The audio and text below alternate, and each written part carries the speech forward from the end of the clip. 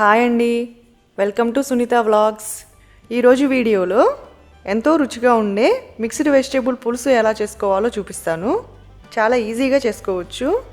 ముందుగా ప్యాన్ పెట్టుకొని 3 table spoons oil వేసుకోవాలి. ఆయిల్ వేడైన తర్వాత 2 వెల్లుల్లి రెబ్బలు వేసుకోవాలి. పులుసు ఐటమ్స్కి ఇలా వెల్లుల్లి వేసుకుంటే ఫ్లేవర్ బాగుంటుంది. అవి వేగాక ఆవాలు, మినప్పప్పు, పచ్చిశనగపప్పు అన్నీ కలిపి 1/2 టేబుల్ స్పూన్ వేసుకోవాలి. ఆవాలు చిటపటలాడిన తర్వాత 1/2 టేబుల్ స్పూన్ జీలకర్ర కూడా వేసుకొని ఫ్రై చేసుకోవాలి. మీడియం ఫ్లేమ్లో ఫ్రై చేసుకోవాలి. ఇలా అన్నీ వేగాక కట్ చేసి పెట్టుకున్న 2 పచ్చిమిర్చి, ఉల్లిపాయ ముక్కలు, అలాగే కరివేపాకు అన్నీ వేసుకొని మీడియం ఫ్లేమ్లో ఫ్రై చేసుకోవాలి. ఉల్లిపాయ ఇక్కడ పెద్ద సైజు ఉల్లిపాయ ఒకటి కట్ చేసి తీసుకోవాలి. మీడియం ఫ్లేమ్లో గోల్డెన్ బ్రౌన్ కలర్కి వచ్చేంత వరకు వేయించుకోవాలి. ఇలా వేగాక కట్ చేసి పెట్టుకున్న ములక్కాయ ముక్కలను వేసుకోవాలి. ఇవి 2 ములక్కాయలను కట్ చేసి తీసుకున్న ముక్కలండి. ములక్కాడలు వేసుకున్న తర్వాత చిన్న దోసకాయ ఒకటి కట్ చేసుకొని వేసుకోవాలి. ఇలా క్యూబ్స్గా కట్ చేసుకొని కొంచెం పెద్ద సైజు ముక్కలు వేసుకుంటే పులుసులో తినేటప్పుడు బాగుంటుంది. ఇలా ముక్కలన్నీ వేసిన తర్వాత ఒకసారి బాగా కలుపుకోవాలి. కలుపుకున్న తర్వాత మూత పెట్టి మీడియం ఫ్లేమ్లో 5 మినిట్స్ కుక్ చేసుకోవాలి.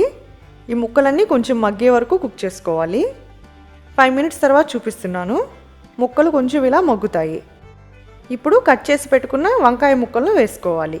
10 చిన్న వంకాయలండి, సన్నటి పొడవు వంకాయలు కట్ చేసుకొని తీసుకున్నవి. వంకాయ ముక్కలు కట్ చేసిన తర్వాత వాటర్లో కొంచెం ఉప్పు వేసుకొని ముక్కలను వేసుకుంటే కలర్ చేంజ్ అవ్వకుండా ఉంటాయి. ఇప్పుడు 1/2 టేబుల్ స్పూన్ పసుపు, రుచికి తగినంత ఉప్పు. పులుసు కూరలకి మామూలు ఉప్పు కన్నా కల్లు ఉప్పు బాగుంటుంది టేస్ట్. 2 టేబుల్ స్పూన్స్ కారం వేసుకోవాలి. ఇలా అన్నీ వేసిన తర్వాత ఒకసారి అన్నీ బాగా కలుపుకోవాలి. మూత పెట్టి 5 మినిట్స్ మీడియం ఫ్లేమ్లో కుక్ చేసుకోవాలి. ఉప్పు కారం వేసిన వెంటనే పులుసు వేయొద్దు. కొంచెం ఈ ముక్కలు వేగాక వేసుకుంటే బాగుంటుంది. పులుసు కోసం చింతపండును నానబెట్టుకోవాలి. చింతపండు ఇలా నిమ్మకాయ సైజ్ అంత చింతపండు తీసుకుంటే మీకు సరిపోతుంది. పులుపు ఎక్కువ తినేవాళ్ళు ఇంకొంచెం చింతపండు తీసుకోవచ్చు. ముక్కలు ఇలా కొంచెం వేగిన తర్వాత పులుసు పిండుకోవాలి. చింతపండు త్వరగా నానాలంటే కొంచెం హాట్ వాటర్లో నానబెట్టుకుంటే 5 మినిట్స్ గుజ్జు త్వరగా వస్తుంది.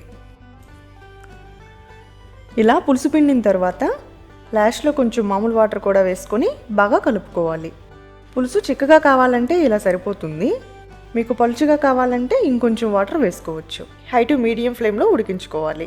ఇలా పులుసు ఉడుకుతున్నప్పుడు చిన్న బెల్లం ముక్క వేసుకోవాలి. ఇక్కడ బెల్లం ఆప్షనల్, మీకు ఇష్టమైతే వేసుకోవచ్చు, లేదంటే స్కిప్ చేయొచ్చు. ఇలా బెల్లం వేయటం వల్ల పులుపు బ్యాలెన్స్ అవుతుందండి. అలాగే టేస్ట్ కూడా చాలా బాగుంటుంది. మీరు బెల్లం ఎప్పుడు వేయకపోతే ఒకసారి వేసి ట్రై చేయండి. తర్వాత పొంగు రాకుండా మూత కొంచెం పక్కకు పెట్టి 10 నిమిషాలు మీడియం ఫ్లేమ్లో కుక్ చేసుకోవాలి. మీరు మీ టేస్ట్కి తగ్గట్లుగా పులుపు, ఉప్పు ఇక్కడ చెక్ చేసుకొని కావాలంటే వేసుకోవచ్చు. పులుసు ఇంకొంచెం చిక్కబడేంత వరకు కుక్ చేసుకోవాలి. 10 నిమిషాల తర్వాత చూపిస్తున్నాను చూడండి. ములక్కాడ ముక్కను చెక్ చేస్తే ఉడికింది. ఇలా మనకి ముక్క ఉడికితే పులుసు ఉడికినట్లేనండి.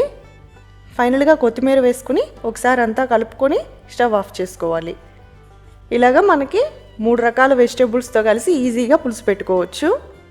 ఈ పులుసు మీకు నచ్చినట్లయితే మీరు ట్రై చేసి ఎలా వచ్చిందో కామెంట్ చేయండి. అలాగే లైక్ చేయండి. మీ ఫ్రెండ్స్కి, రిలేటివ్స్కి షేర్ చేయండి. మరిన్ని టేస్టీ అండ్ క్విక్ రెసిపీస్ కోసం సునీత వ్లాగ్స్ని సబ్స్క్రైబ్ కూడా చేసుకోండి. Thanks for watching.